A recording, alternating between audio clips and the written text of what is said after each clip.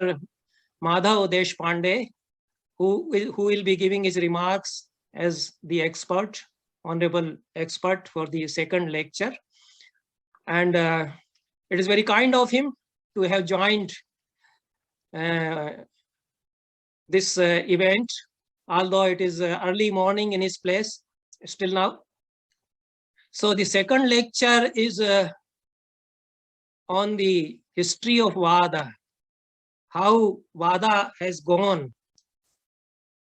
through Sanskrit sources or through Sanskrit language in our country, that we will be discussing. And it also involves the history of ideas to some extent, and the history of our philosophical systems also, how they developed. So the way the ideas have grown and how the way the philosophical systems have developed, Vada would also grow with them. So the history of Vada, that is debates, discussions, and dialogues between the intellectuals or in the intellectual traditions, they would always depend on the history of ideas in the intellectual tradition or the way the philosophical traditions have developed. So the history of Vada, as I understand it,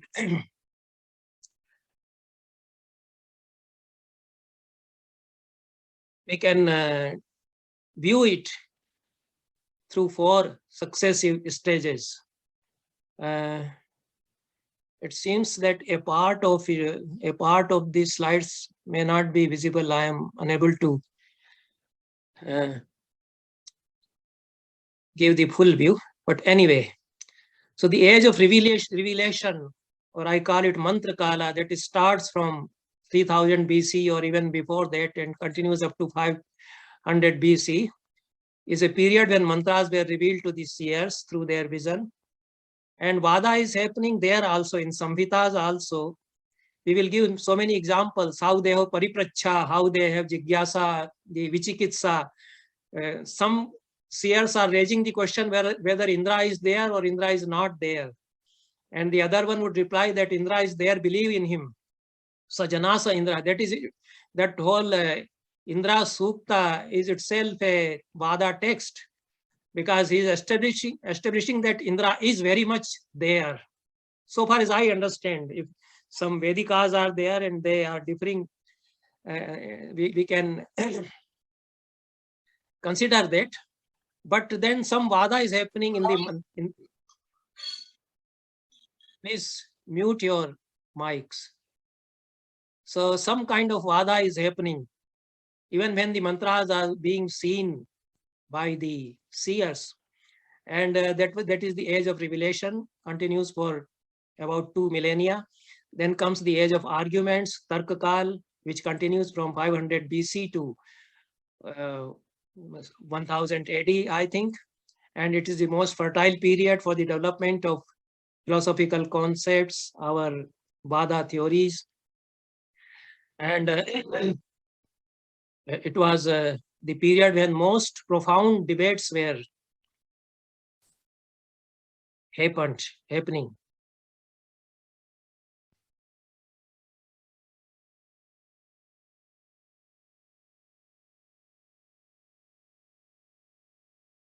Okay, some remarks are there. Thank you very much. Anyway.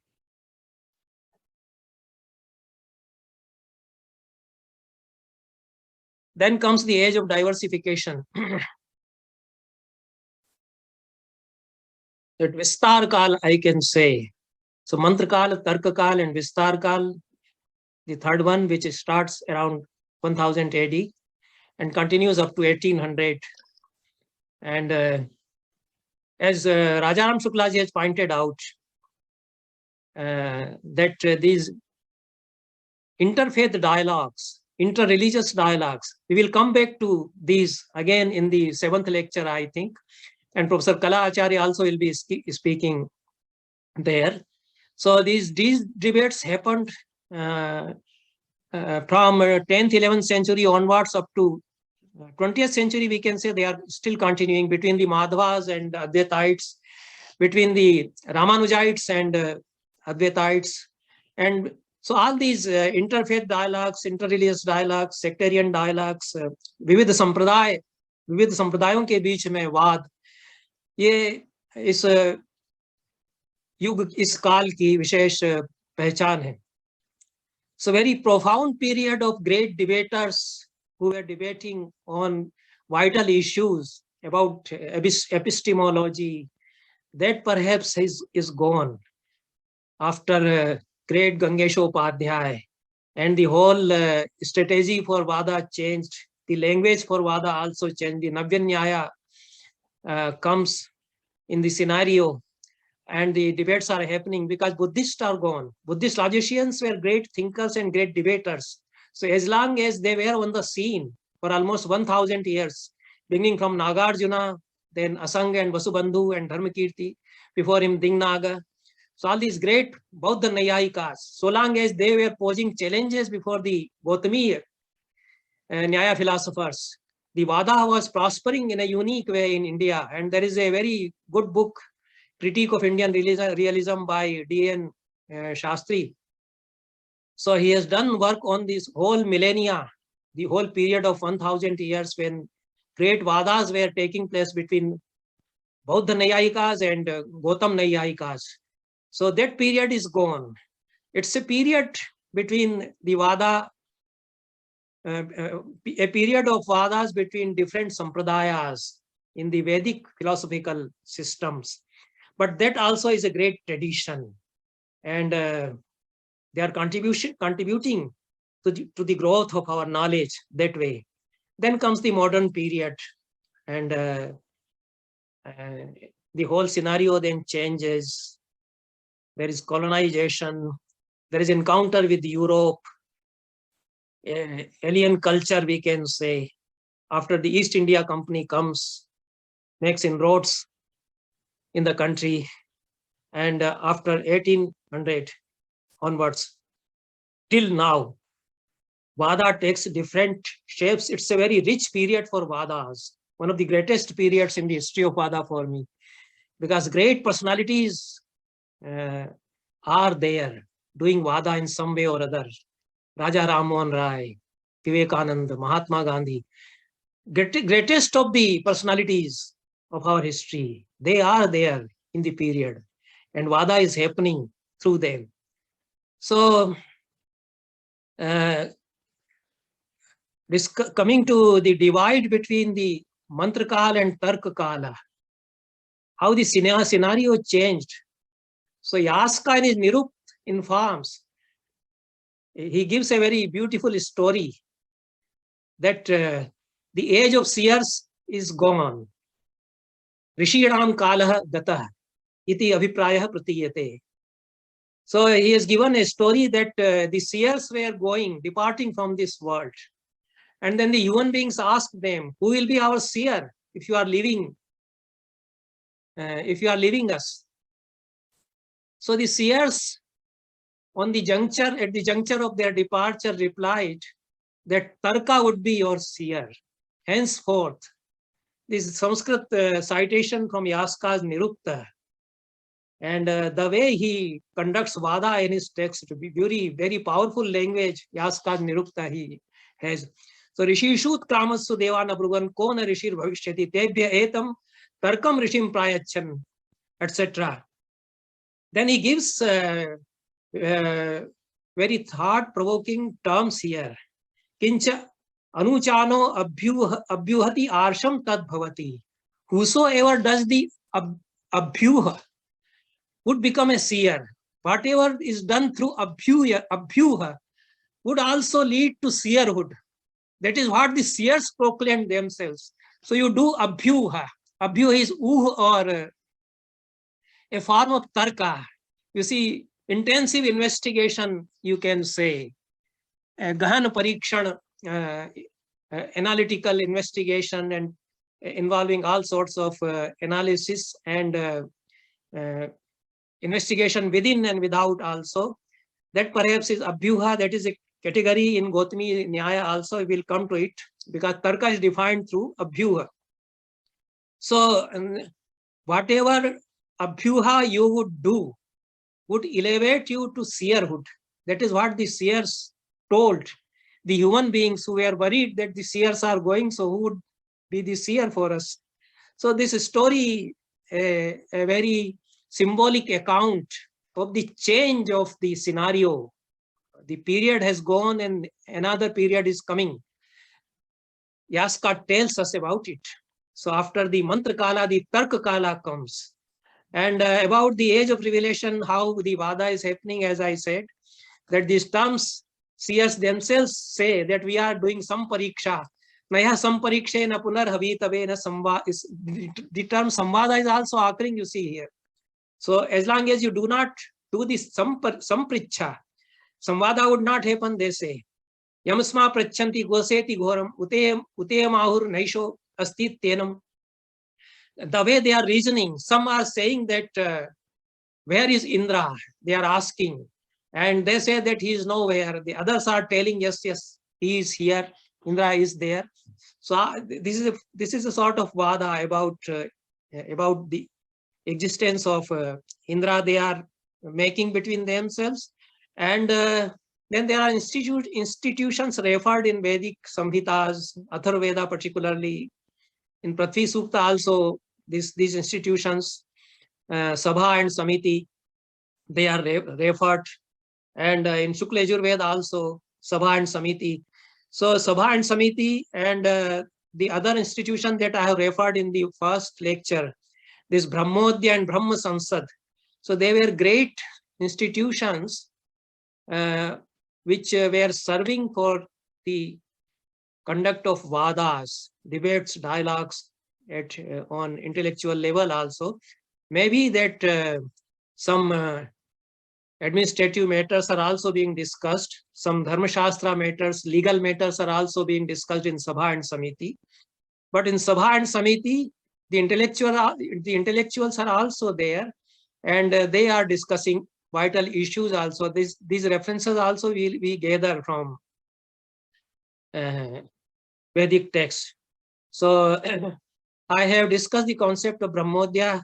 So that is very much a mark of this Mantra Kala, which continues in the BC era for some 2 or 3 millennia. And the Brahmodya is discussed in Brahmana text in Shatpat Brahmana.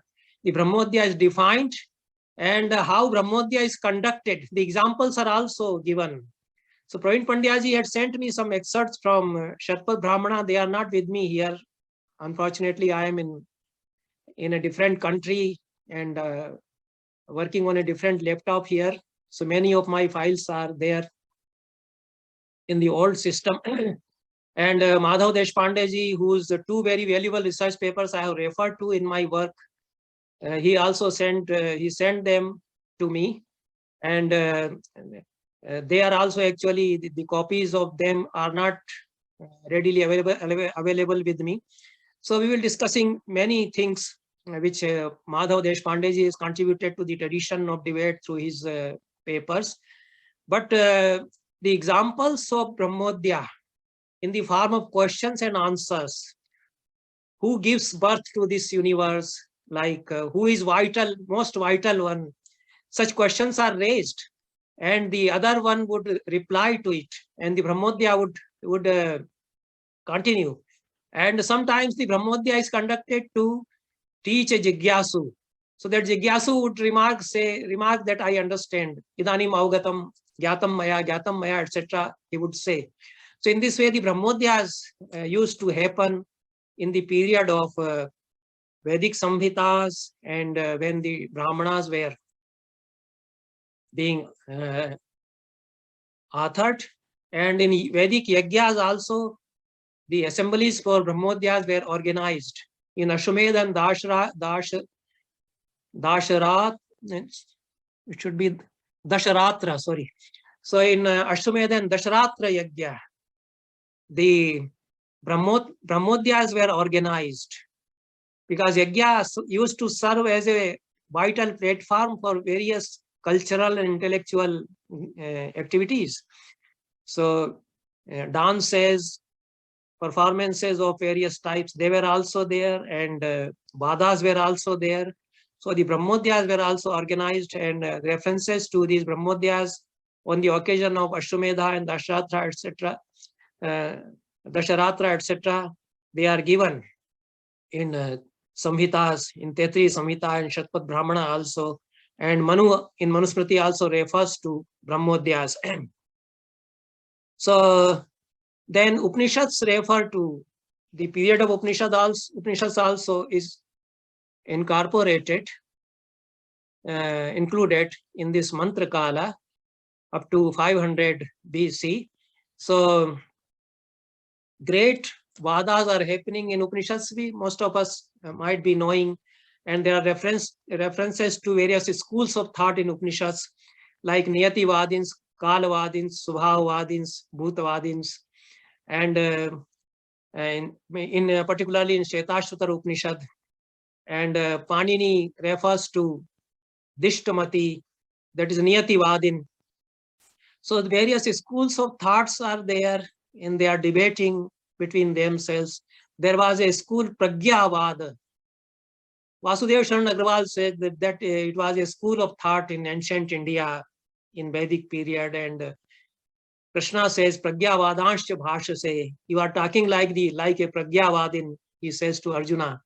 So Pragyavadins were there. Other references are also there to Pragyavadins.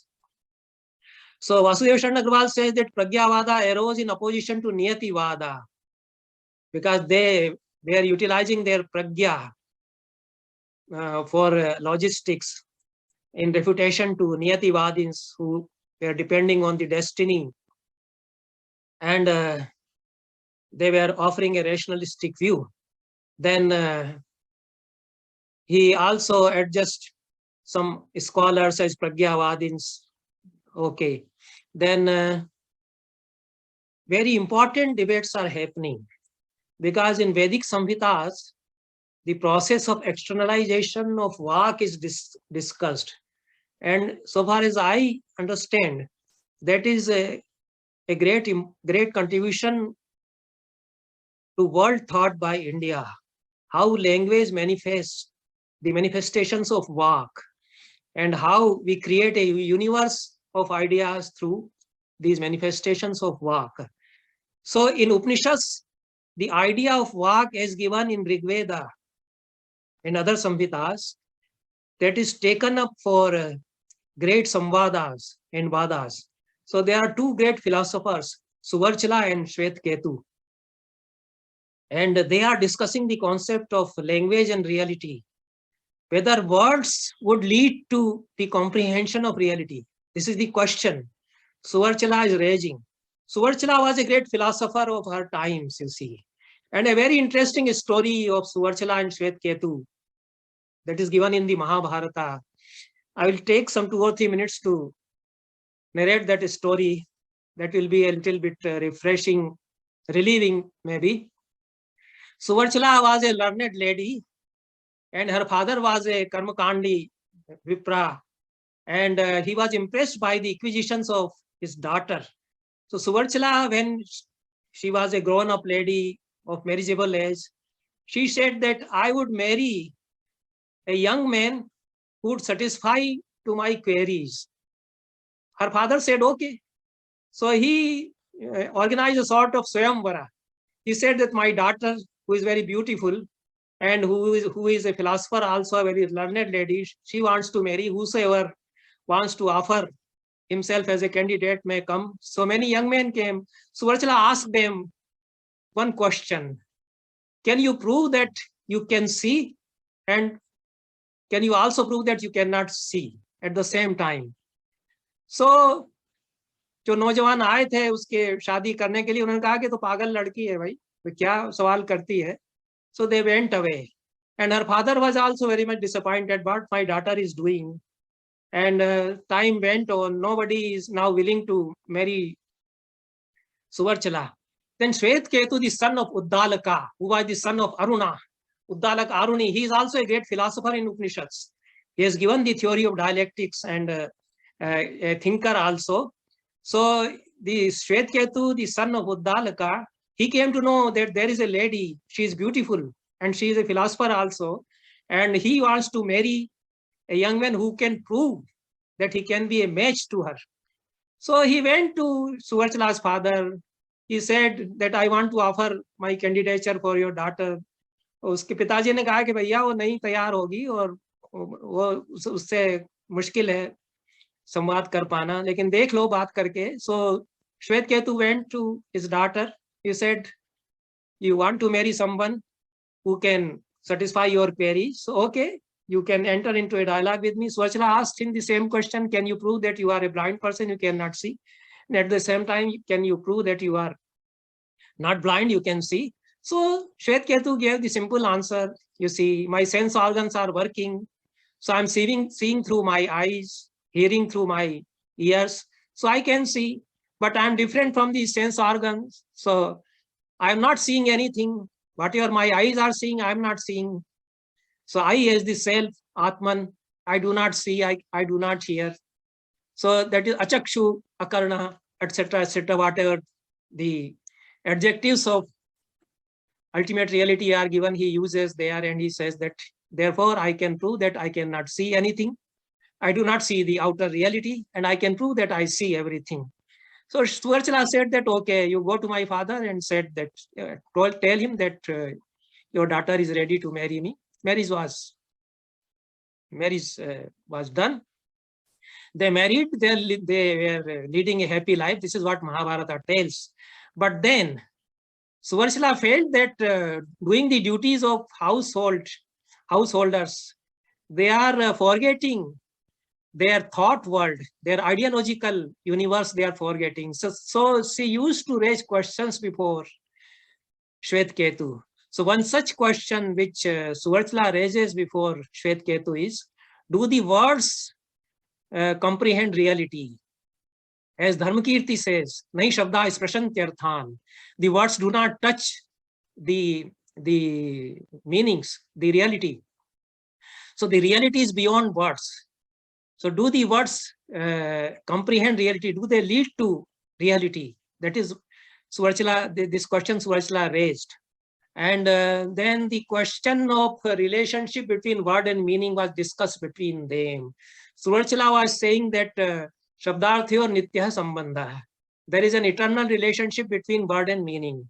Shvetketu said there cannot be any eternal relationship between word and meaning. You see, such profound thoughts being given by these Upanishad seers, and they were debating. Ultimately, Suvarchala says that if there is no relation, there is no permanent relationship, how can words lead us to reality? And how do you live in the worlds or in the world of Vak? How do we conduct our daily routine if the words are not leading to meanings? So Shvetketu said that they do not actually lead to the comprehension of reality. They leave us at the juncture from where we sail towards reality. Something like that he says. It's a very profound discussion, and the whole of it I have cited in one of my books, Bahas Mein Istri. It is in Hindi, and in my other work also I have cited the passages of their discussions.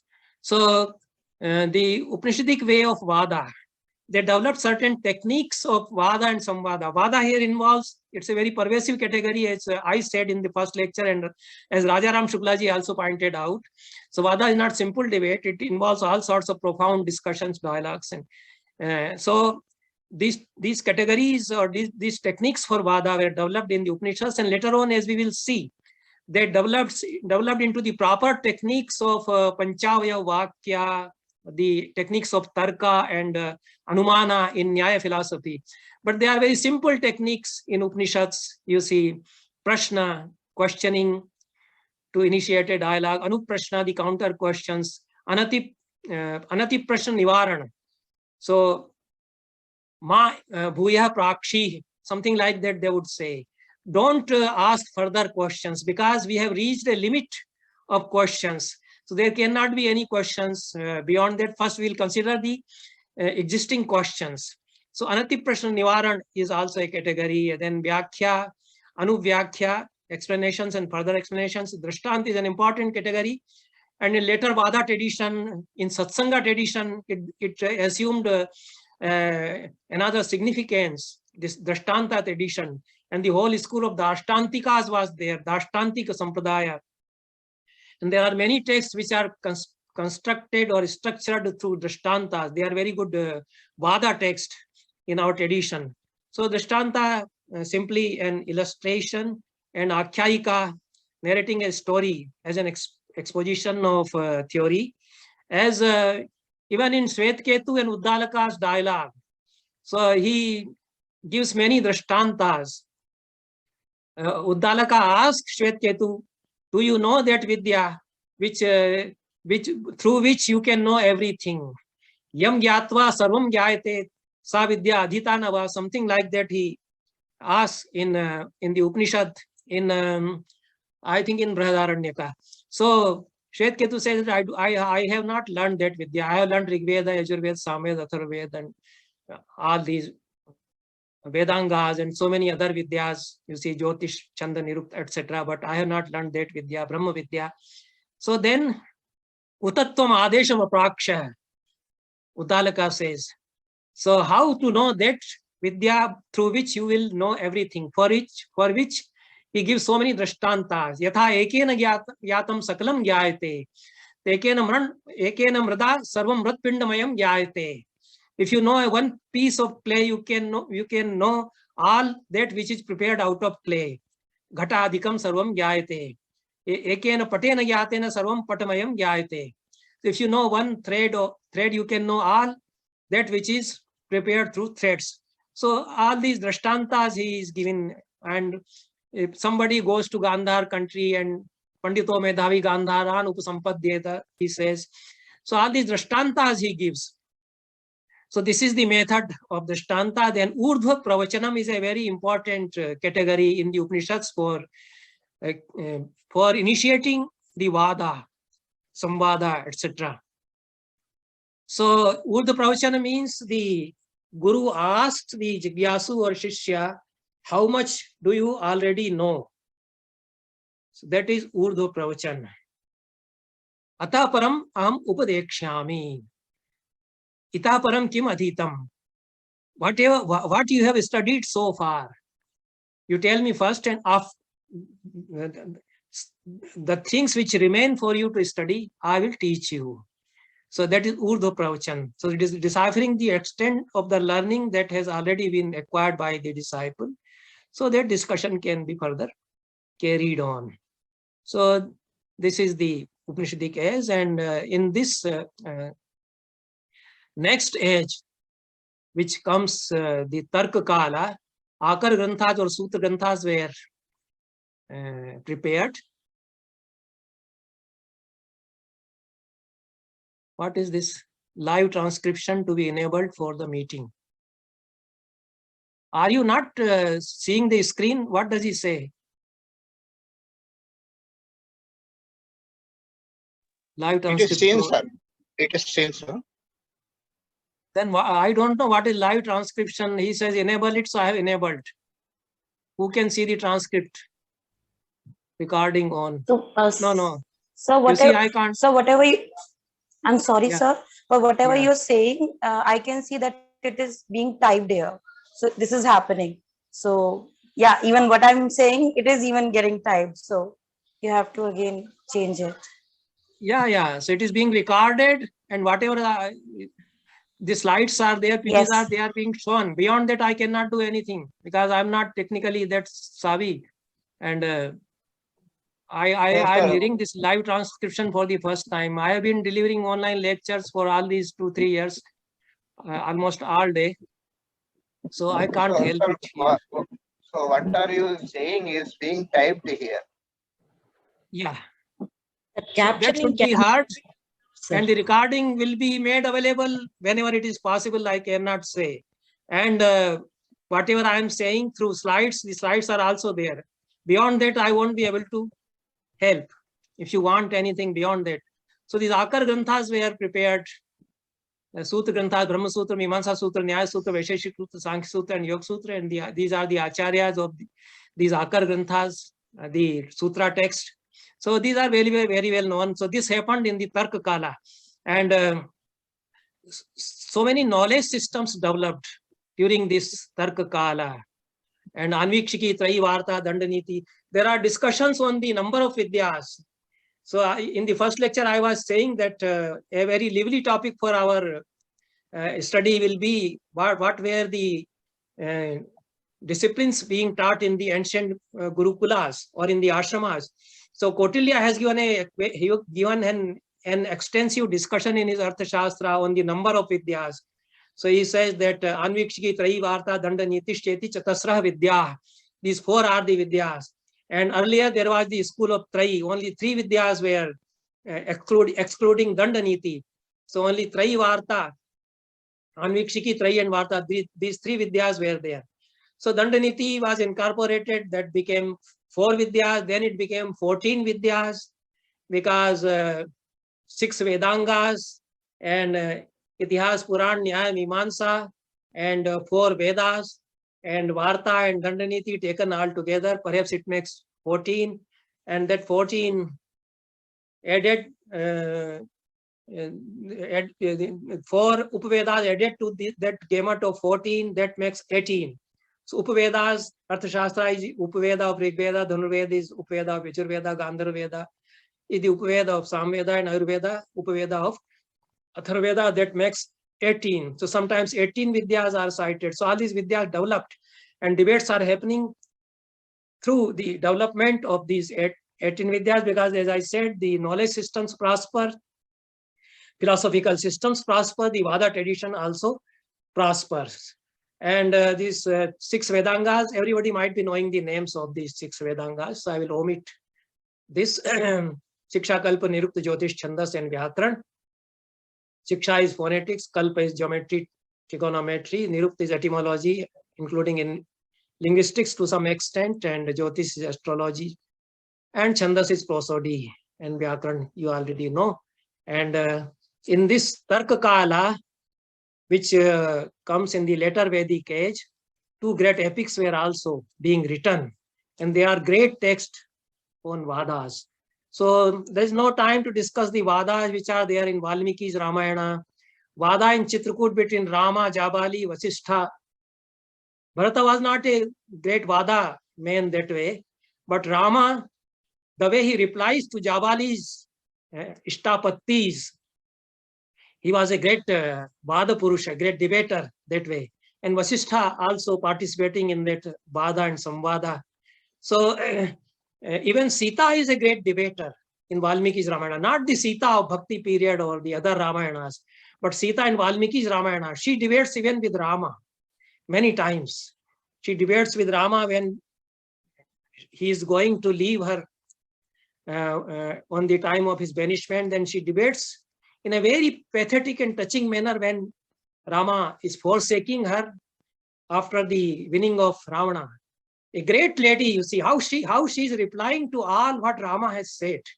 It just moves us inside. The way one by one she is giving the rejoinders to Rama, to what Rama had said. So all these dialogues and debates are happening, because debates is not simply philosophical debate, or Vada is not simply philosophical debate. Vada is in our lives. We are debating with ourselves, with others on the vital issues of Rama, on the vital issues of life.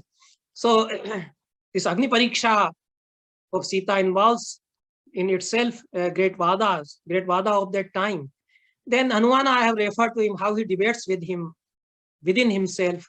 So all these Vadas are there in the Ramayana, then Mahabharata also. Mahabharata we will be discussing in another lecture, so I will omit these. Then so many passages of debates about Mahabharata are there. And one of the great ladies of debate was Shakuntala in Mahabharata, not Kalidasa Shakuntala. Kalidasa Shakuntala is very feeble, and she is very delicate, you see. But this is a very robust lady, the Mahabharata Shakuntala. And the way she meets challenge, when Dushyanta says that I don't recognize you, as a great intellectual, she replies that look to your Antapurusha within. He is seeing you. You are such a fool, and you are befooling yourself, and you are trying to fool me. Very powerful language. And they are both of them are quarreling. And Dushyanta becomes very small man before her. And she replies, you see, because he was a fake. Dushyanta in Mahabharata is a fake. Ultimately, there is a resolution that Akashvani happens. And Dushyanta says that I was just trying to prove that Shakuntala is actually genuine, so that everybody can be convinced. So I made this a kind of melodrama, he says. But then Shakuntala, as a great lady of Vada, she proves herself in Mahabharata. That Shakuntala Upakhyana of Mahabharata is a great text in Vada itself. Then in one Parva, Mahabharata, so many episodes, scenes, intriguing scenes of debate are there. A great debate between Ashtavakra and Vandin is there. Ashtavakra is a great intellectual of this period. And the way, as a boy, he debates with the Vandin, who was in himself an intellectual in the Janaka's court. So the whole passage is cited. The debate, Vada goes there on the numbers. So these things are one only, these things are two only. And ultimately, when perhaps there is 13, Vadin is unable to supply the rejoinder and he is defeated.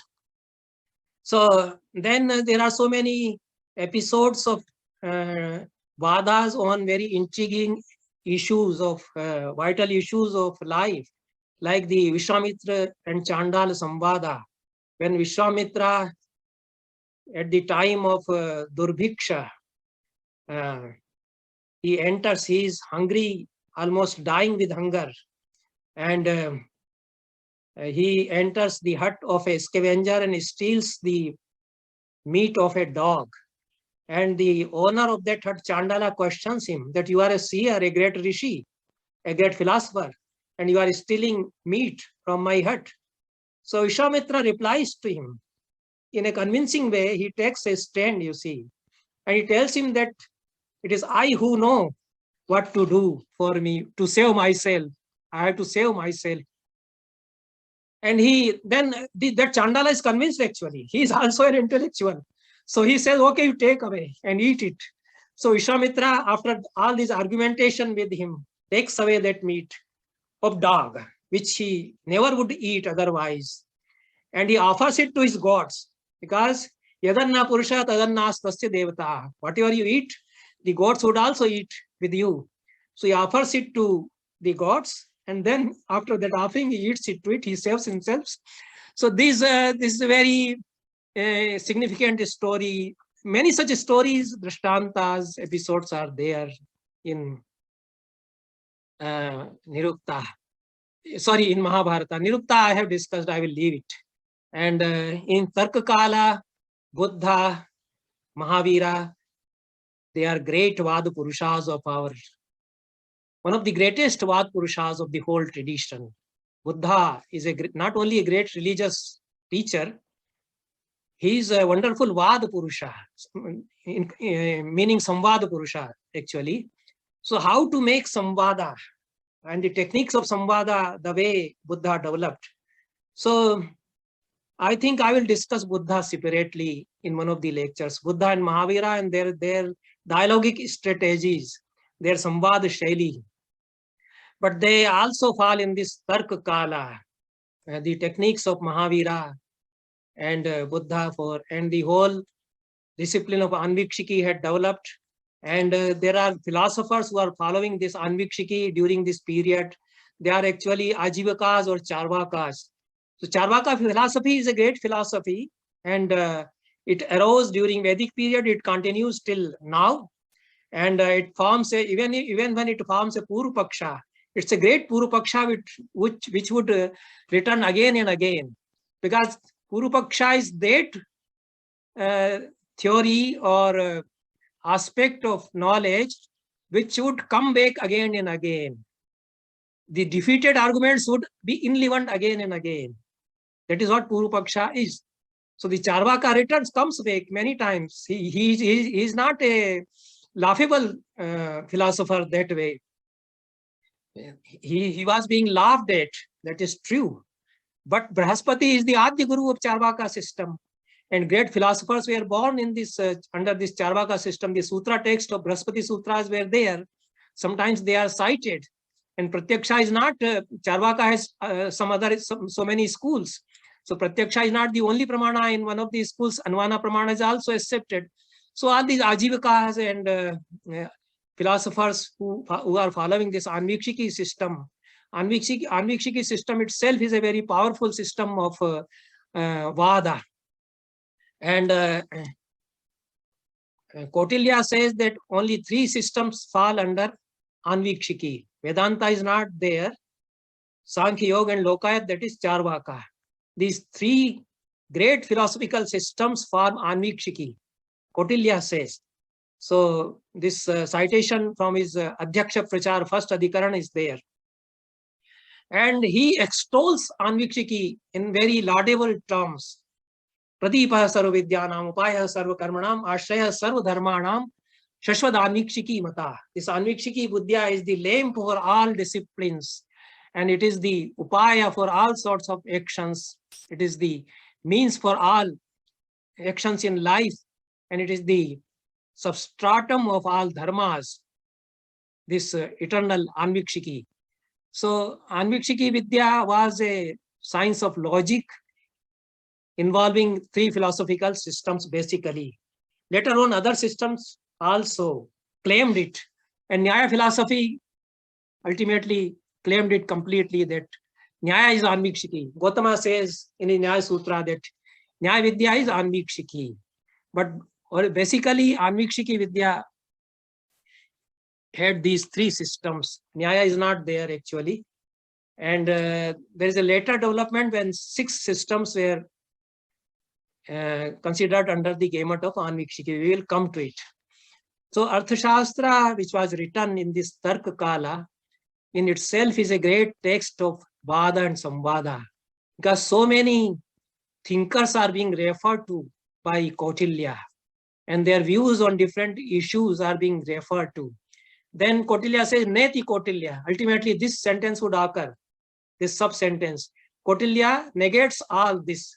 So this philosopher, this thinker says this thinker says this, but I negate all this and I have this view of mine. This is how he structures the whole text. Even Kama Sutra of Vatsyayana, you see, it is the whole text is structured in the Vada style. So all the earlier acharyas on Kama Shastras referred, and they say this, then Vatsyayana says this. So this was the technique the Shastras were following. Then there is the concept of Tantra Yuktis. There is very little time, I will omit this. And Mahabhashya of Patanjali itself is a great Vada and Samvada text. And those who have learned some Vyakarna, they might be knowing. But Mahabhashya refers to several categories of Vada system, Vada Shastra or Samvada Shastra, which are taken up by Gautama and other philosophers. So the terms under Vada like Anekantikas, Anekantika Dosh, Iteretarashray, and Anyonya Shanshay, etc., Ati Prasanga, and Parsimony, what was it? I will have to see. Laghav, this Laghav, and Ubhayatah Pasha Rajju, as sometimes it is included in Nigrasthanas. We will come to Nigrasthanas also. The Jatis and Nigrasthanas 25 and 22 defined in Gautama's Nyaya Shastra, and how Buddhist logicians do not accept all of them. So all these blemishes, impediments of Vada, they are being talked about in Patanjali's Mahabhashya, and they are developing into the whole system later on perhaps. And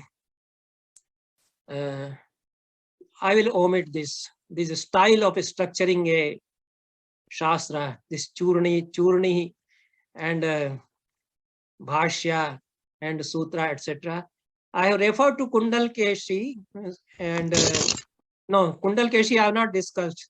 So Kundalkeshi was a great lady philosopher. She is also named as Bhadra in Tripitakas. You see, Tripitaka is also great Vada text there because Buddha is speaking there. And the way he makes dialogues, his style of making dialogues, you see, the way he uses the drashtantas, metaphors, and the way he constructs his language.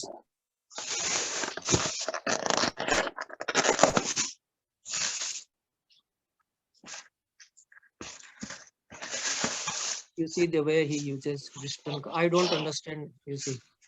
Okay, I have my limitations. अच्छा, ये तो बड़ा गड़बड़ है भाई,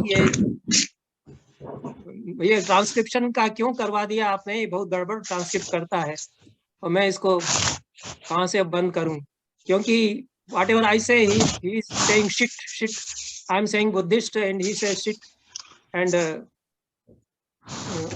we shouldn't have gone. What is problem without transcription? Why do you want to see the transcriptions? Okay, so आइंदा आप transcribe कराने को मत कहिएगा, क्योंकि वो ट्रांसक्राइब गूगल वगैरह वैसा नहीं करते हैं और वो बुद्धिस्ट को शिट कर सकते हैं. Live transcript. Excuse me, sir. Namaste. There is a button called live transcript. Please disable that, sir. Then it will be disabled. Below, if you see the task, you can disable. I may commit some blunder. You see, I'm not seeing the transcription button. If I press stop share, then it will be a problem. So let it go on. Tomorrow we will not have transcription. And okay, sometimes it transcribes properly.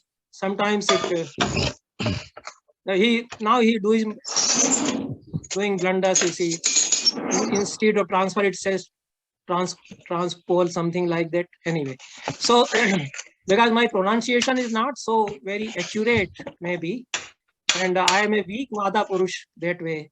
So this transcription would not happen properly if you are not speaking in a very accurate and proper way. So anyway, so this Bhadra Kundal Keshi was a great lady debater, and later on I have referred to Neel Keshi, another lady debater. And Bhadra Kundal Keshi was a Buddhist nun. Neel Keshi was a Jain Shramani, and they were great debaters of their times, and their debates are described. Kundal Keshi's debates in Tripitakas, in the Buddhist literature, and Neel Keshi's debates in a Tamil text, which I have referred. So in this Tarkakala, they arose. These two ladies, great ladies, they flourished. I will omit these in that Neel Keshi Tamil text. These 10 types of debates which Neel Keshi conducted with different schools of philosophy. Moggalvad Charukkam. Charukkam is perhaps his debate in Tamil, I think, and Bhutavad Charukkam and Kundal Keshi Vad Charukkam. Her debate with Kundal Keshi, etc. So all this, you see, such a great tradition of Vad Purusha, the persons of dialogues and debates, because ladies are also there. We are so male chauvinistic that the term Vad Purusha would occur to us, a man of dialogue. So a man is not always there. And as I said in one of my monographs, Bahas Mein Stri in Hindi, that ladies are greater debaters than men, and they undermine a person debating with them. He feels short of a great lady debater. Like before Draupadi, the whole assembly of royal court of Duryodhana were great intellectuals like Bhishma and Duryodhana and Drona. They are there. They appear small persons before Draupadi, a lady, when she raises the question. So this is a tradition of great persons of dialogue and debates, we can say. And Milinda Panho I have referred to. It's a very interesting text. Those who can read Pali, I don't know whether Sanskrit rendering is there, but it's a very living, very interesting reading, pleasant reading, Milinda Panho. And do you want to have Pandit Vada with me, or do you want to have Raj Vada with me? This Bhikkhu Naksena asked Milinda, the king. He is a very mighty king, a Greek king coming to India. He is ruling in India, a part of Magad or northern India. And he was converted to Buddhism later on. He himself was a great intellectual and philosopher. So the dialogues, very interesting dialogues between Menander or Milind, that is Milind Elias Menander and Bhikkhu Nagsena. They happened, and the whole of those dialogues is recorded in Milind Panho.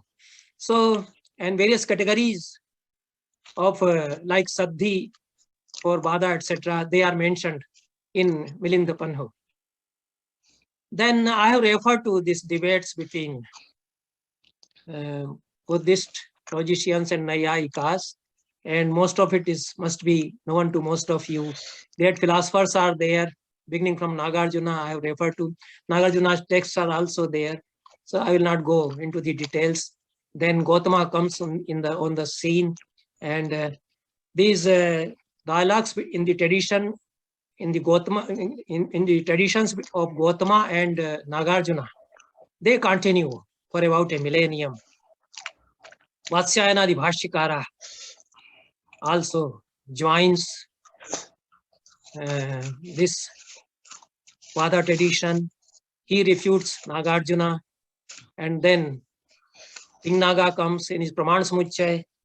So this is the third period we are discussing, the Vistar Kala, when Tingnaga comes, and Dharmakirti also comes, and there is a debate between Vatsyayana, Tingnaga, through text only, not Pratyaksha Vada, not person to person debate. So all these great debaters, Vāda Purushas, Shastrakaras, philosophers are there, and debates are happening. So this is the third period, and diverse sects are also arising in this period. So in 7th century Bana, when he describes the ashrama of Divakar Mitra, he gives a very living picture of debates going on in the ashrama between Lokayatikas, followers of Kanada, and the followers of Upanishads, the theists, the Nastikas, and Dharmashastrins, and Puranavadins, and followers of Pancharatra school, etc., etc. It's a long description. So this tradition continues. Jayant Bhatta, the great Nayayika, enters the scenario.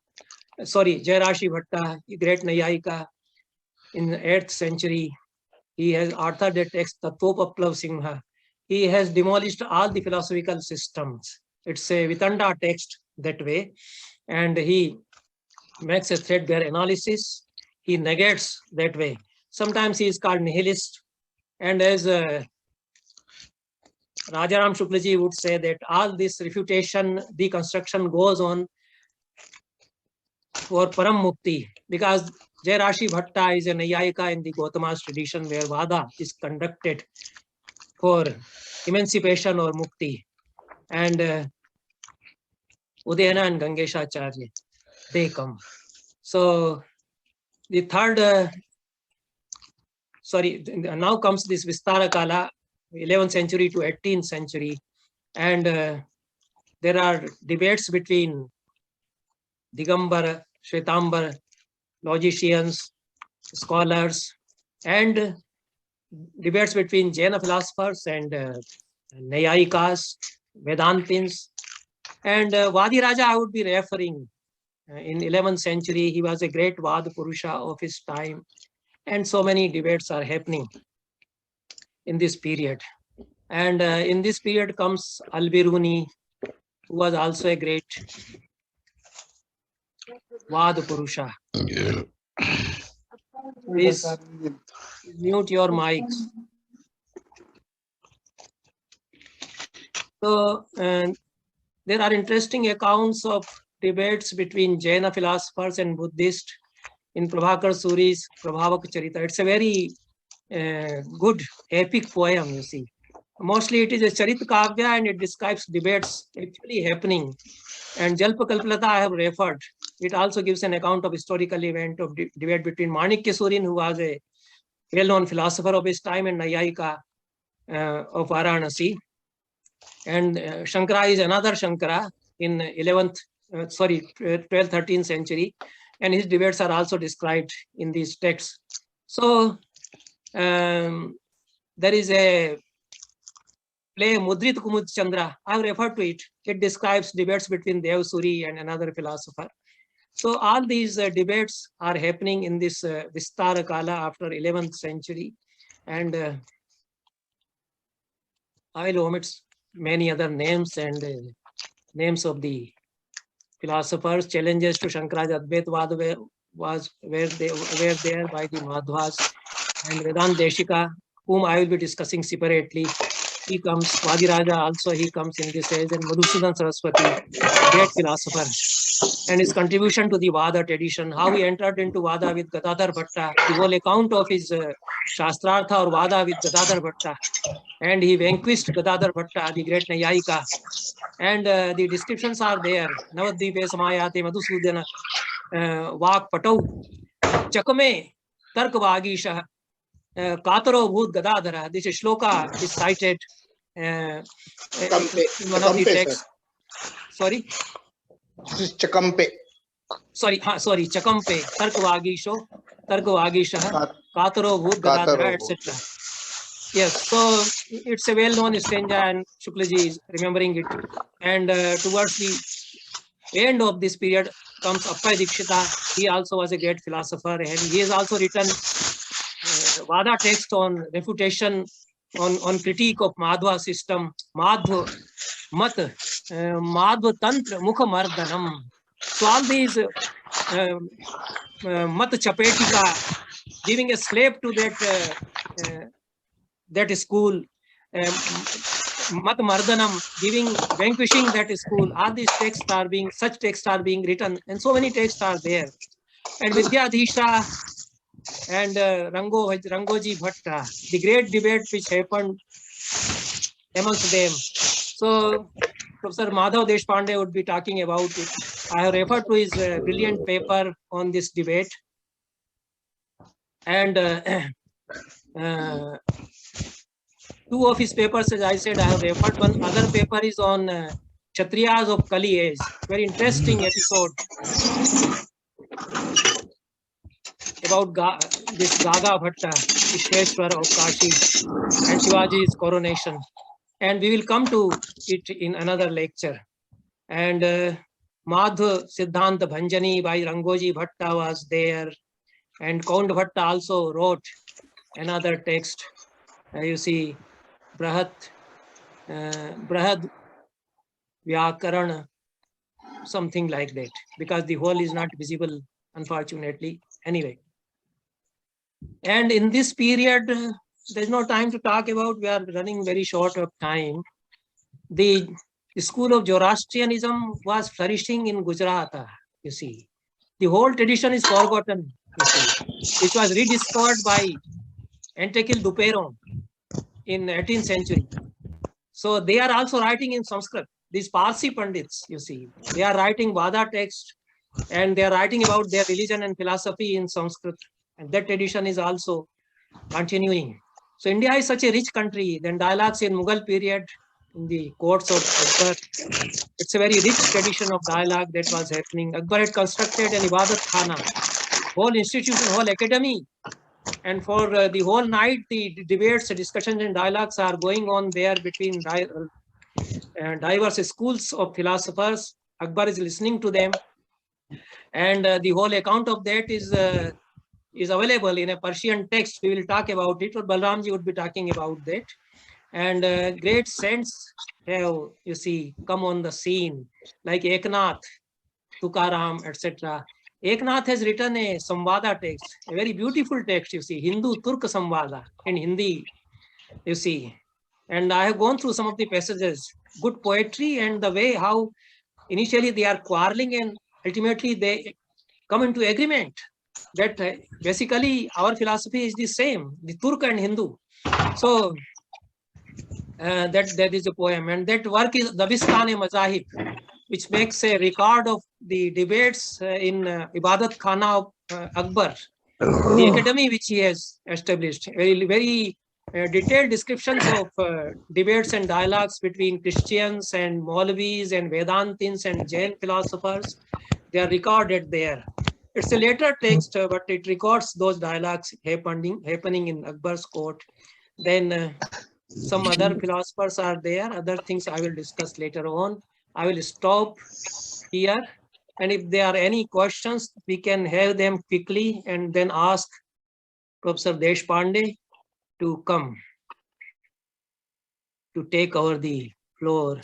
Where are the questions, chats? ये आप महाराज जी आप तो अंतर्धान हो जाइए, कौन दिख रहे हैं हमको? और I don't see the chat box is not here. Pandya ji, if you see any questions? अहं पश्यामि तत्र एकं निवेदनं, तत्र इन्द्राणी रामप्रसाद महोदय, प्लीज म्यूट योर माइक. तत्तु अहं तु न करिष्यामि, स्वकीयं माइक अहं म्यूट नैव करिष्यामि, अन्ये कुर्वन्तु. भवान् स्वकीयं माइक म्यूट कुर्वन्तु. तत्र इन्द्राणी महोदय वर्तते. Unmute her. What does she say? सा म्यूट करोतु, इन्द्राणी रामप्रसाद. नहीं, सा स्वयं कर्तुं शक्नुयात्. She can unmute her. Sir अब कर लिया है म्यूट अपने आप को. Thank you. What is the problem? That is not a question. Okay, I think there is no question. No question, sir. No question. Okay, so thank you very much. I take it that there are no questions.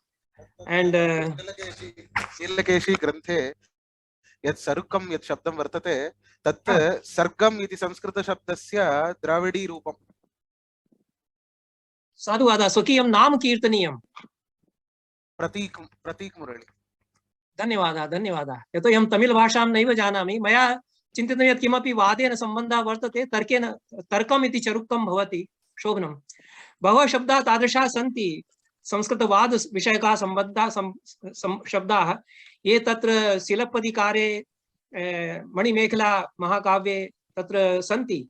तत्र मणिमेखला महाकाव्ये दिङ्नागमतं वर्णितम् इति मया तत्र क्वचित् रूपान्तरे पठितं. सम्यक् तु अहं नैव महाकाव्यं पठितुम् अशक्नुवम्.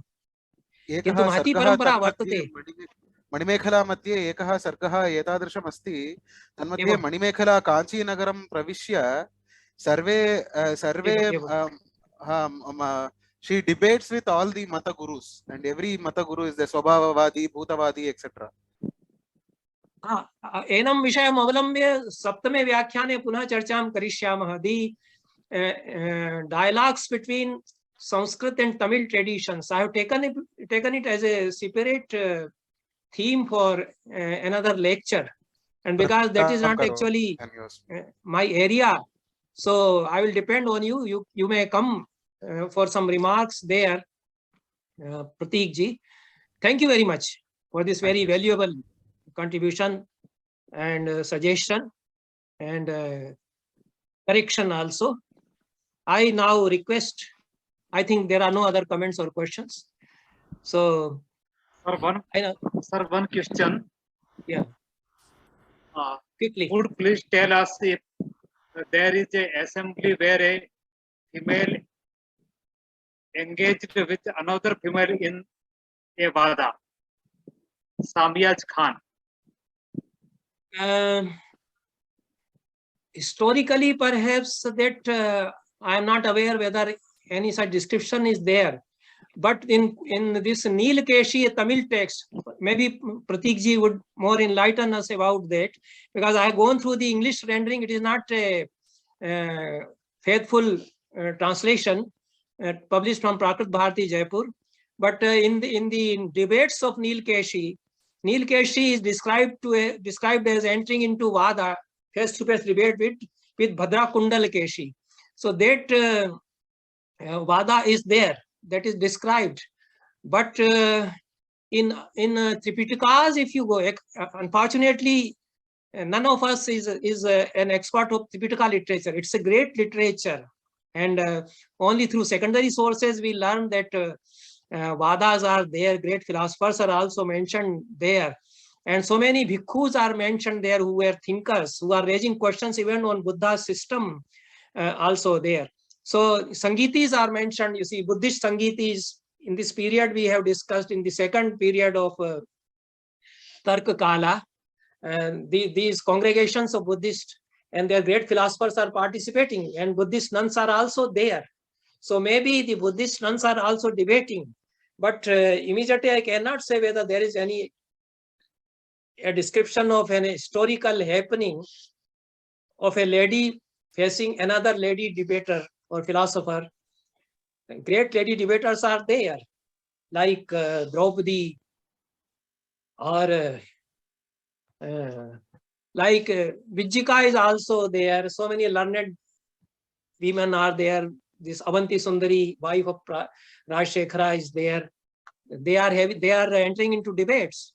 But two lady philosophers debating between themselves, this actually I don't remember. The only instance which I can cite, and I cannot say that it historically happened, because Nilkeshi almost becomes a mythic figure.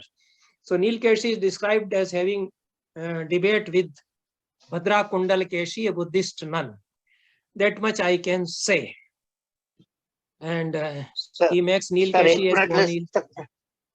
Yeah, जल्दी से करिए। राजाराम शुक्ल, हाँ बताइए। राजाराम शुक्ल, एक debate के संवाद के क्रम में करोड़पत्रों की एक परंपरा बंगाल, महाराष्ट्र और दक्षिण में तथा मिथिला में बहुत चली है, और वो सबसे उच्च स्तर का संवाद या डायलॉग माना जाता है।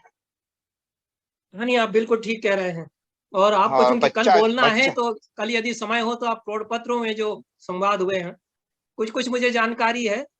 और करोड़पत्र पर तो संवाद, कितने बड़े संवाद हो जाते थे कि प्रभाकर जो नहीं समझ पा रहे थे उन्होंने लिखा, और उनके शिष्य जो थे कुमारिल ने जो नहीं समझ पा रहे थे उन्होंने लिखा कि अत्रापि नास्ति तत्रापि नास्ति क्या था, और अत्र तुनोक्तम तत्रापि नोक्तम, उसको उन्होंने लिखा हाशिए पर कि इसको समझ में नहीं आ रहा है। प्रभाकर जो उनके शिष्य थे उसने संधि करके वहां बताया। तो ये गुरु शिष्य का जो संवाद है, इससे पूरी पंक्ति खुल जाती है, वो इस तरह से वहां होते हैं। तो ये बड़ी परंपरा है। It's a great tradition of dialogues happening on the margins of A text, that is हाशिए पर जो लिख देते थे नोट्स गुरु, और उसमें कोई बड़ी बात को कह देते थे। तो that dialogue continues in the शिष्या tradition with that, so that Krodpatra tradition, some Krodpatras have been published. I have seen some volumes, and Rajaram Shuklaji is proper person. Maybe he is to speak tomorrow also, and tomorrow hopefully Professor Srinivas Varkhedi would be also there. So both these great Nayayikas will be there. I hope it will be a very interesting, intensive and profound discussion. With this, I thank all of you for giving a patient hearing to this second lecture. And I invite Professor Madhav Deshpande. Professor Madhav Deshpande is a well-known scholar, is one of the most renowned scholars of Sanskrit in our times. He graduated from Pune University and had his PhD from Pennsylvania University. He joined Michigan University in the faculty as in 1972 and retired from there as professor. And he lives in California now, and thanks to him for joining. Thank you very much. I'm very happy to see you after a long time. We have been meeting in some conferences somewhere, and it's a long time we didn't meet. So it's a pleasure for me to see you on this platform face to face. I welcome you. I extend you hearty welcome. And please, the floor is to you. Thank you so much. I have some sore throat, so you may hear my voice is not coming out as well as it should. Thank you very much for inviting me.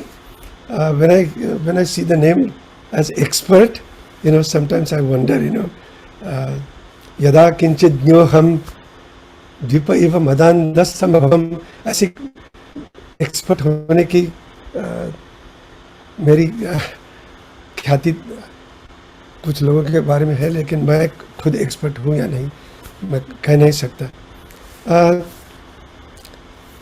Radha Vallabh जी ने इस विषय का इतिहास, वाद शास्त्र का, वाद पद्धति का इतिहास गागर में सागर भरना, इस तरह से 1 घंटे में बहुत सारी कुछ बातें आपको बताई है। तो अब मैं क्या बताऊं? तो कुछ चीज़ें जो मेरे मन में आती हैं वो मैं आपके सामने प्रस्तुत करना चाहता हूं। तो ऐसे एक उक्ति हम सुनते हैं, वादे वादे जायते तत्वबोधा। लेकिन हमारे जो गुरुजी थे भागवत शास्त्री पुणे में, वो कहते थे इसके साथ साथ वादे वादे जायते शीर्ष भंगा। कभी कभी ये शीर्ष भंग भी हो जाता था। ये शीर्ष भंग कभी लाक्षणिक होता था, लेकिन जब हम कथाएं सुनते हैं, उपनिषद में कहते हैं गार्गी माँ अति प्राक्षी ही मूर्धा ते व्यपतिष्यत, आपका सिर फूट जाएगा, टूट जाएगा। तो ऐसे भी एक कथा है कि साकल्य जो थे याज्ञवल्क्य के साथ बात करने वाले, उन्होंने ऐसे कुछ अति प्रश्न पूछे।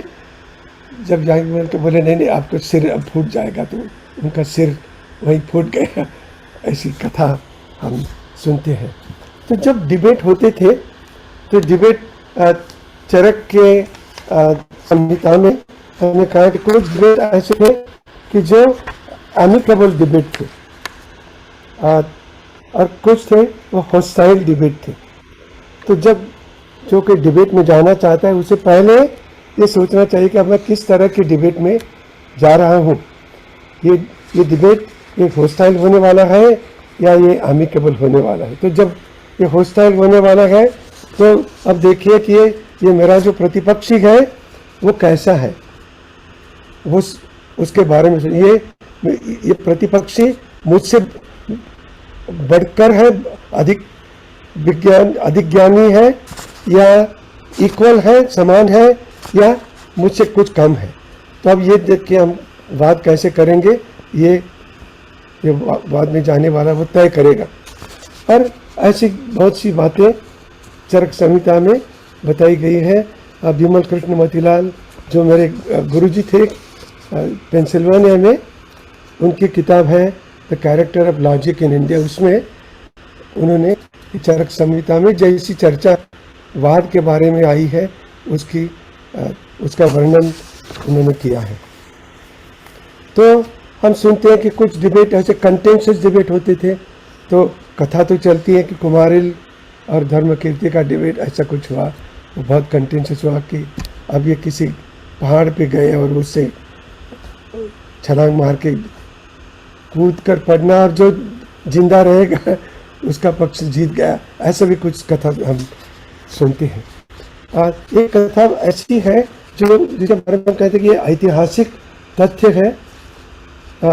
8वीं सदी में एक डिबेट हुआ था जो कमलशील जो भारतीय बौद्ध पंडित थे, उनका ये वाद तिब्बत में चीनी पंडितों के साथ हुआ था। और ये वाद का विषय था कि अब ये निर्वाण तक जाने का जो पद्धति है, कमलशील कहते थे कि इसमें क्रम होता है, इससे ध्यान की अवस्थाएं होती हैं। एक अवस्था से हम ऊपर जाते हैं, दूसरी अवस्था, तीसरी, चौथी, हम जाते जाते वहाँ पहुँच जाएंगे, ऐसा मत कमलशील का था। लेकिन चीनी जो पंडित थे उनका था कि ये निर्वाण का जो अनुभव होता है वो ऐसा झट से आता है, उसमें ऐसा कोई क्रम होता नहीं है। और ये 8वीं सदी में ये वाद तिब्बत में हुआ और इसके रिपोर्ट्स तिब्बती में है और चीनी भाषा में भी लिखे हुए हैं। तो ये हम जानते हैं कि ये सच ऐसा विवाद हुआ था। और ये भी कहा जाता है कि ये विवाद इतना कंटेंशियस हुआ कि आखिर कमलशील का मर्डर हुआ। ये भी कथा तिब्बती अकाउंट्स में लिखी गई है। पांडे जी बीच बीच में अंग्रेजी में बोल दीजिएगा, क्योंकि 2-1 पार्टिसिपेंट्स हैं, वो पंडिता रामा प्रसाद वेस्ट इंडीज से हैं, वो अच्छा, हिंदी कम समझती हैं, कुछ समझ लेती हैं। अच्छा, बीच बीच में अंग्रेजी बोल दीजिएगा, हिंदी लोग के हाँ ठीक है। हम लोग बाइलिंगुअल उसी रूप में कर रहे हैं और जैसे आपको जैसा लगे जहाँ. Okay. So, I just want to describe the scene in Pune as I experienced as a student growing up there. So, sometime in the early 1960s, there was a Pandit Sabha organized, and then there were debates. There were many Nayayikas, many Vaiyakaranas, and very famous Pandits had come to Pune, and then they debate on the stage. We as students got to hear them, and we as students were supposed to go on the stage and act out mini debates. And so my teacher, Pandit Bhagwat Shastri, had trained me. It was some topic in Vyakarana to go on the stage, but that was like more like a staged debate, not a real live debate. So there were two students, one giving one view, one giving the counter view, and something I participated. One thing I remember about that debate was my Professor S.G. Joshi, who was in the audience, and there was some discussion going on among the Pandits on the stage, and S.G. Joshi from the audience raised his hand and said, can I say something?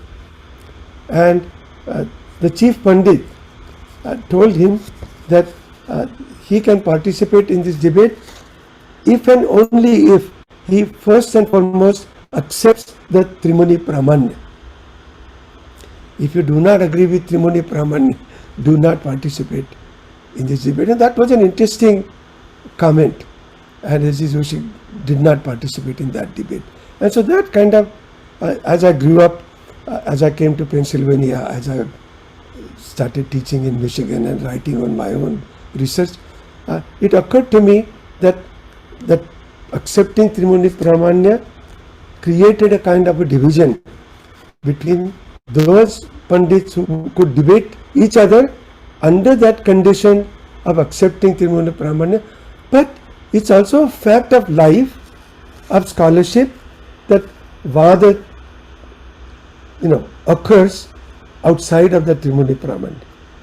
And I have been going to meetings of, for example, the American Oriental Society since my student days in Pennsylvania. I attended a few dozen of these meetings, and in many of those meetings I could see face-to-face debates between great scholars like Professor Cardona, Professor S.G. Joshi, Professor Fitztal, Paul Kiparsky, Professor Roseanne Roche, and others. And then they didn't agree with each other on many topics. And from the audience and from the podium, there would be, back and forth question, answers, and debates. When I was in Pune as a student, I remember there was something of my own audacity. S.G. Joshi was already a professor teaching at the university.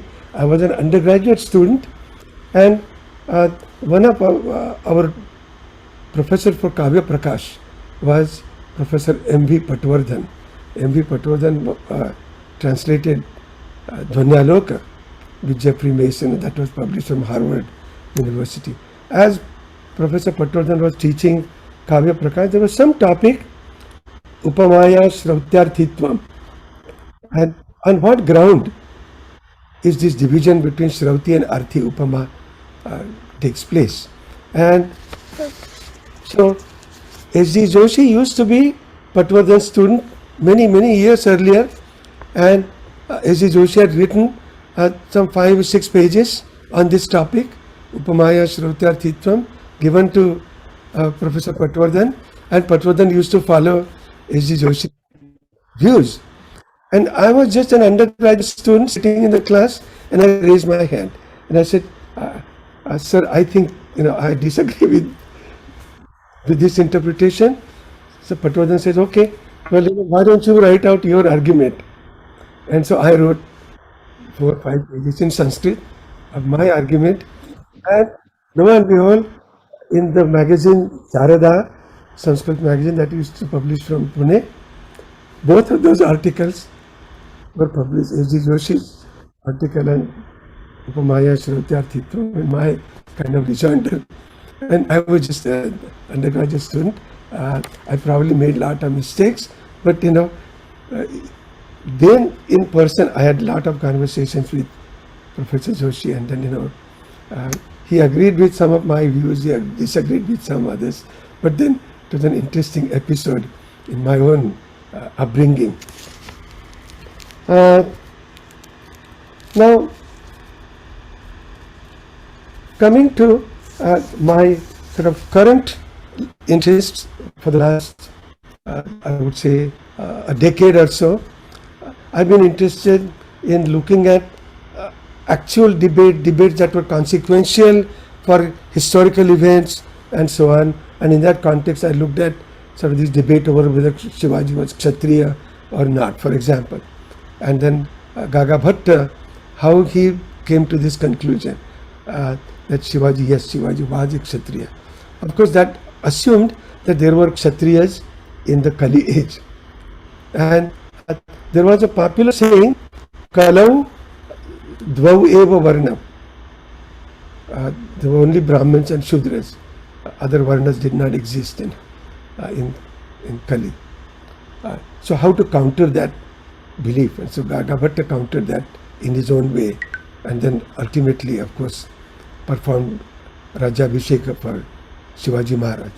But then that debate continued at the court of Jaipur. Are the Rajput Kshatriyas? And that debate is recorded in a set of texts called Vratyata Nirnaya. And Vratyata Nirnaya, one text is composed by the great Nagesha Bhatta, whom we know as a grammarian. But Nagesha Bhatta took part in that debate, and Nagesha Bhatta's conclusion is that no, there are no Kshatriyas in the Kali age. No true Kshatriyas in the Kali age, including Rajputs. Forget about Marathas. Even Rajputs are not true Kshatriyas.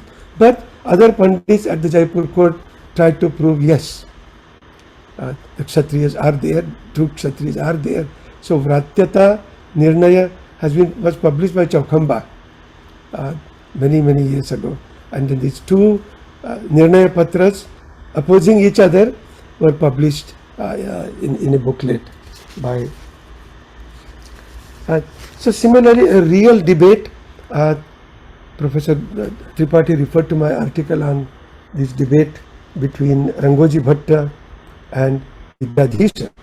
I don't want to go over the whole description, but it's interesting that we have multiple accounts, because for many debates what happens is that we get one-sided accounts. For example, if we read Shankara Digvijaya, we get accounts of debates of Shankaracharya with somebody, but those are one-sided accounts. We don't get reports from the other side, so to say. But then with this Rangoji Bhatta Vidyadhisha debate, fortunately we have multiple accounts, and then they completely disagree with each other. So Rangoji Bhatta claims that he won this debate. Okay, he won this debate.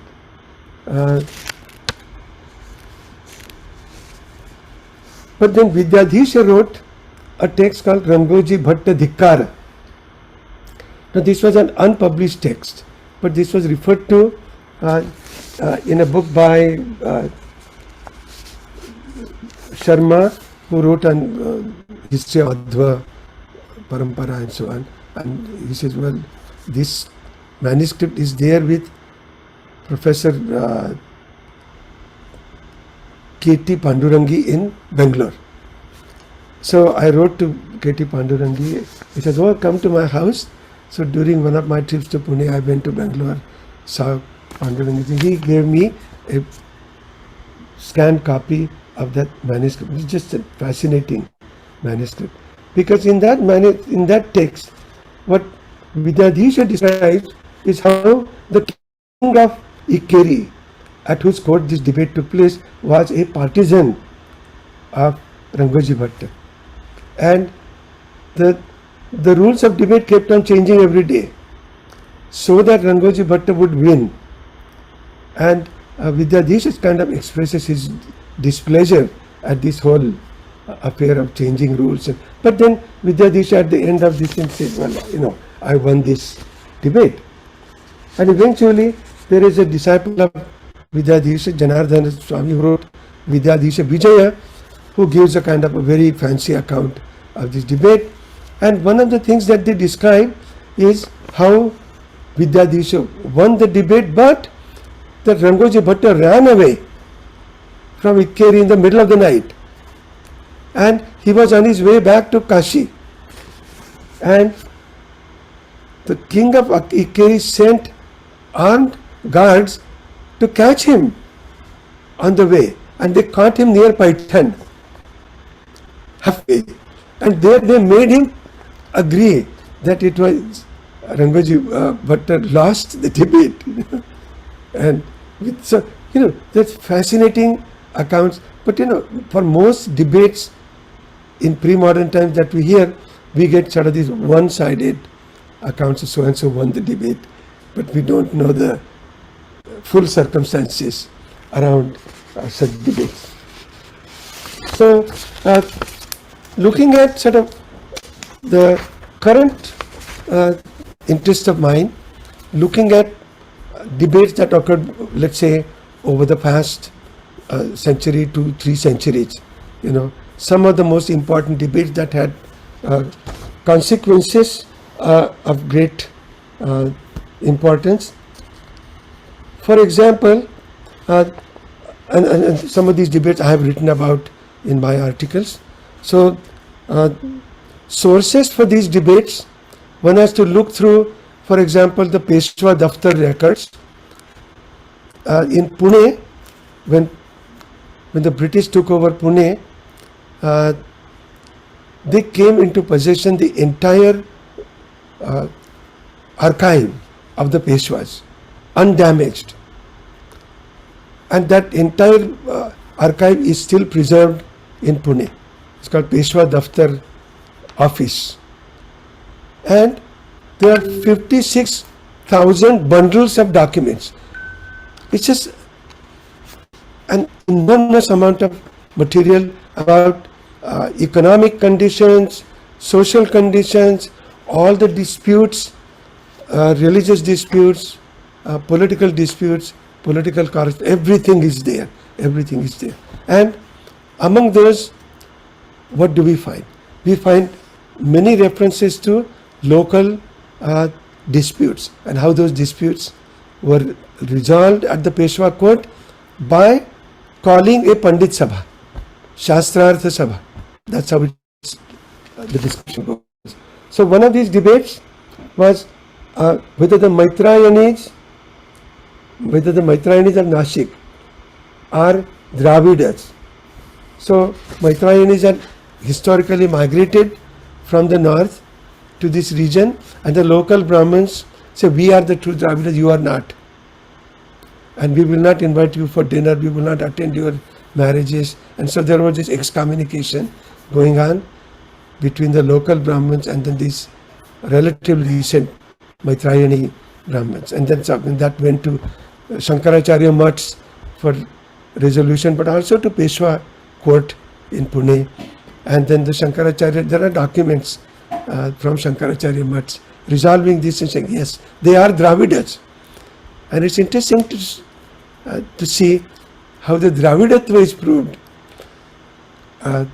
Not just that they are Brahmins. Everybody agreed they are Brahmins, but that if you are not Dravida, then in our Dravida community you will not be accepted. So to prove Dravidatva, look at their pronunciation, look at how their wives, wear saris, look at what kind of food they cook. All these topics are debated and discussed at some interesting great length in these documents. The other dispute that raged all the way from Shivaji's times was whether the Saraswata Brahmins, who were earlier called Shenvi Brahmins, they called themselves Brahmins, whether they are Brahmins. Because the other Brahmins from Pune did not agree that the Saraswatas were Brahmins. And so other Brahmins will not invite them and so on. So this dispute was resolved by a committee of Pandits, and the Pandits, some of the Pandits came all the way from Kashi to Rajapur in Konkan, and then this dispute was resolved. Chenavi Jati Dharma Nirnaya, a document prepared and submitted to Shivaji's court. And so we have that document that gives arguments to prove. And what was the other side saying, why they are not Brahmins and why they are Brahmins. Interesting debate there. The other debate around Shivaji's times was whether the Kayasthas are Kshatriyas. So one of the ministers of Shivaji was a Kayastha, and he wanted to do Upanayana for his son.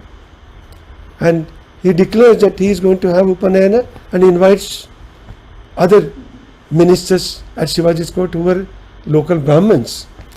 So the local Brahmins said, no. There are only 2 Varnas in Kali. You are Shudra. You have no right to Upanayana.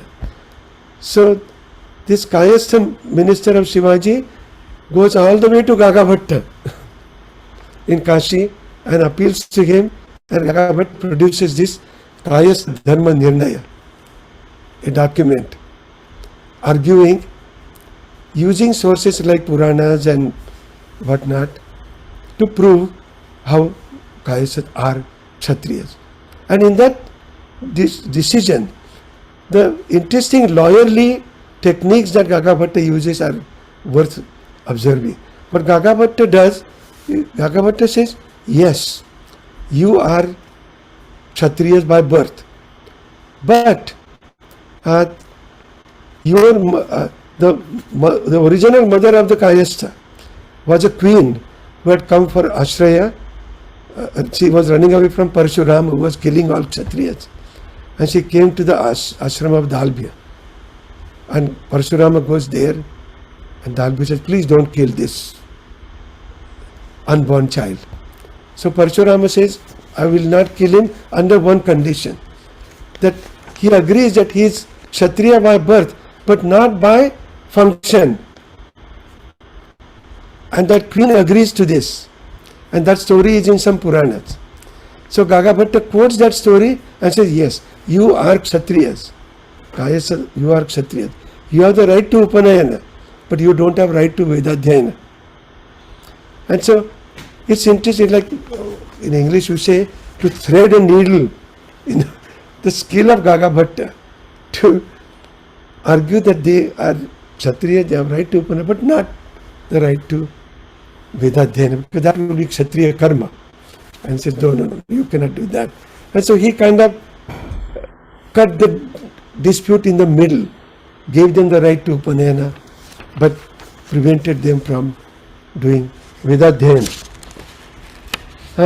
Another dispute that raged in Maharashtra, right up to like 1960s, 1950s, that dispute was an ongoing dispute. And this was between the Rigvedins and Yajurvedins. So what was the dispute? It's called Yajusha Hautra dispute. And theoretically, during a sacrifice, the Yajurvedins, Adhvaryu is the Yajurvedin, Hota should be a Rigvedin, and then Udgatru should be Samavedin, and so on. Now some of the Yajurvedins in Maharashtra started claiming that all the mantras that we need, all the Rigveda mantras that we need, are already there in the Taittiriya Samhita.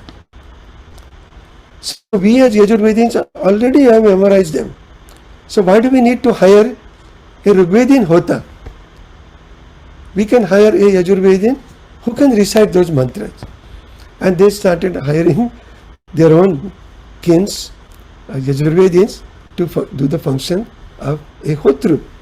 Of course, the Rigvedins lost their livelihood, and then this became a big dispute. The descriptions of this dispute are such that rocks were thrown at the sacrifice. I mean, there is all kinds of violent movements that happened, and Then again these disputes were taken to Shankaracharya and so on. It was never completely resolved. The Yajurvedians kept on arguing that we have the right to recite the Veda mantras. As long as the mantras are there in the Taittiriya Samhita, we can recite them. And the dispute was never completely resolved. Now as we come closer to the 19th, 20th century, some of the disputes that occurred in Maharashtra, where Sanskrit Pandits took part, but also political leaders took part. So one of them was age of marriage dispute. So whether child marriage should be continued or the age of marriage for the girl should be raised to 18 or something, she becomes an adult. So the debate in Pune occurred under the auspices of some Shankaracharya, local Shankaracharya. One orthodox side was headed by no greater person than Lokmanya Tilak. He was opposed to raising the age of marriage. And the other side was represented by Sir R.G. Bhandarkar. R.G. Bhandarkar and Nyayamurti Ranade were labeled as reformists. And they said, no, our Shastra should allow adult marriage for women, not child marriage. What happens? Since Bhandarkar was a Saraswata Brahmin, the local Pandits did not allow Bhandarkar to directly take part in the debate. Bhandarkar could sit on the sidelines as a consultant, but he was not allowed. Though he was a great scholar, he was Lokmanya Tilak's teacher at Deccan College. But under this orthodoxy of this debate, the rules did not allow him to actually participate. He could be there as a consultant, and so again something very interesting happened. The other dispute that was going on was whether you could cross the oceans to go to foreign countries.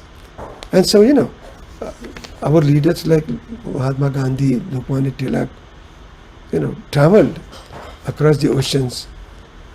When Tilak came back, there was tremendous pressure on Tilak to take a prayaschitta. And there was this long debate. And this debate has been published in Sanskrit, not particularly referring to Tilak, but the topic of whether we are allowed to cross the oceans. This is called Nau Abdi Yana Mimamsa. So Sanskrit text, Nau Abdi Yana Mimamsa, that discusses from an orthodox point of view whether this is good or bad. Now all the reformists against orthodoxy, all the debates that were taking place in, like Jati, whether Jati should be abolished, Asprishyata should be abolished, age of marriage, Vidhva Vibah, all these disputes that were taking place in Maharashtra and elsewhere in Bengal. But then within Maharashtra, the orthodox Pandits were on one side and the reformists were on the other side. Tilak was on the side of the orthodox Pandits. And one of the greatest Pandits of that period, Vasudev Shastri Abhyankar, wrote and published a text in the Anandashram series, and it's called Dharma Tattva Nirnaya. Dharma Tattva Nirnaya deals with all these raging social disputes of his current time. And what Abhyankar Shastri says something very interesting. Abhyankar Shastri says, if you do not refer to the Shastras, and if you just say, this is my view, I don't believe in caste, I believe in Vidhva remarriage. You are on your own, I don't want to argue with you, because you are beyond my pale of argument anyway. You are following the Paschatyas, you are following the British, I don't want to argue with you. But my argument, Abhyankar Shastri would say, that his argument was against those who would misinterpret the Shastras. Now, who was misinterpreting the Shastras? From his point of view, Nyayamurti Ranade and Bhandarkar were misinterpreting the Shastras, trying to show that according to the Shastras, Vidhava Vivaha is acceptable. According to the Shastras, adult marriage is acceptable. According to Shastras, Asprushyata is not acceptable. And Abhyankar Shastri Dharma Tattva Nirnaya was directly countering these reformers who were, from his point of view, misinterpreting these old Shastras. So, these are the kinds of debates that are of historical relevance to where we, as living as kind of outcomes of modern India, we are the outcomes of all these debates. We have reached kind of through the cipher of all these debates. Some of these debates affected formulation of laws in India during British times as well as during independent India. So, age of marriage, remarriage of widows, divorce, all these were hotly debated among Hindus, but then ultimately had to be resolved at the level of formulation of Indian laws, and they were resolved in Indian Constitution. But before that, some like ban of sati, that's the first one. From there onwards, you have these debates within the Hindu community, but impact of that on the British administration resulting into new laws that gradually went on changing the Hindu society under this new legal administration. So, I want to stop here. Just say that debates are very crucial. They have been part of our history. As we are told by Amartya Sen, argumentative Indians, we are all argumentative, and we are who we are because we are argumentative. And so we need to sort of do introspection of our what does that being argumentative mean? Where does it come from? And Professor Tripathi has convened this workshop to investigate this very important topic. I congratulate him and I thank him for this. Thank you so much. Thank you so much, Professor Deshpande, for all these valuable remarks. And you have opened a whole treasure of information about the debates on social issues in modern times, particularly in Maharashtra. And these debates happened in Bengal also. There also the text on and against Vidva, for and against Vidva, Vivaha, etc. were written. Tarana Tark Vachaspati has written a text on Samudrayana and other Pandits also. Ishwarchand Vidyasagar has written actually a text in Bengali and Sanskrit, Vidva Vivaha Mimamsa. And that text, you see, was created a sort of furor in the whole Bengal and in Kashi also. Then Vidva Vivaha Shanka Samadhi and Vidva Rajaram Shastri and Bal Shastri, all those joined the fray, and 52 Kashi Pandits signed on the document that we stand against Vidva Vivaha. And then again, this one Vishnu Parashram Shastri from Maharashtra and some Pandits from Bengal, those reformists, they came to contradict those Kashi Pandits. So it is such a interesting and living tradition of debates in our country. And you rightly cited, Amartya Sen, that we are argumentative Indians and we should understand what it means to be an argumentative person. And that is what our workshop stands for. So it was a very good samapan for our today's session. Thank you so much to all of you, particularly to our esteemed colleague Nayayika, Professor Rajaram Shukla, and So many other experts are also there, Balram Shuklaji and Professor Kala Acharya, who will be with us as experts tomorrow and the day after tomorrow. And some of the issues which have been raised here, it could not be discussed fully. We will be discussing tomorrow and the day after tomorrow and on the last day also. So I would like that all of us participate in this Jnana Yajna as far as possible for them to attend the sessions. Particularly, I am really thankful to Professor Madhav Deshpande. It is such an odd time for him to join this event early morning. And his presence was very inspiring and thought-provoking. And we will meet tomorrow. Please, I again call upon you to join on the right time at 7 in the evening in India and at 9:30 in my place in the morning. And I will send the link for tomorrow's lecture. I will try that link continues for the remaining days. Some problem was there. So this link was only for today's lecture.